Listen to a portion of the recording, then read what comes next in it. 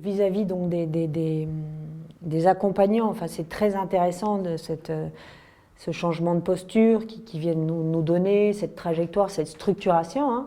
Et en même temps, ce que je trouve extraordinaire, c'est que finalement l'EFC, on peut penser que c'est un grand concept, un peu fumeux, etc.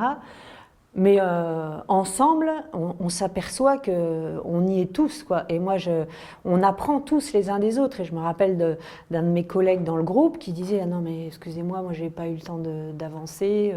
Ok, mais qu'est-ce que tu fais finalement? Qu'est-ce que tu as fait depuis qu'on s'est vu?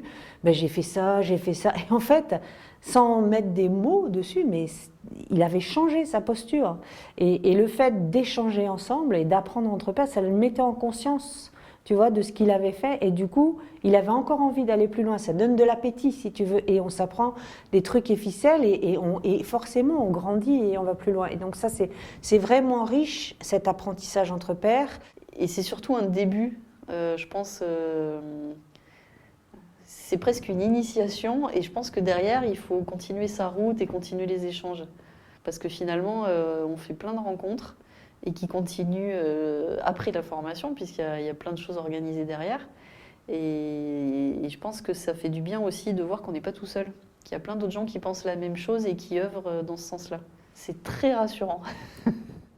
On vient, on dépose nos problèmes de dirigeants, on partage avec d'autres sociétés.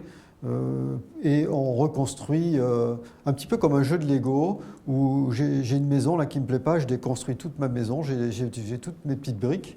Et là, petit à petit, j'apprends des techniques et je reconstruis la maison de mes rêves. Voilà, c'est un peu ça le FC.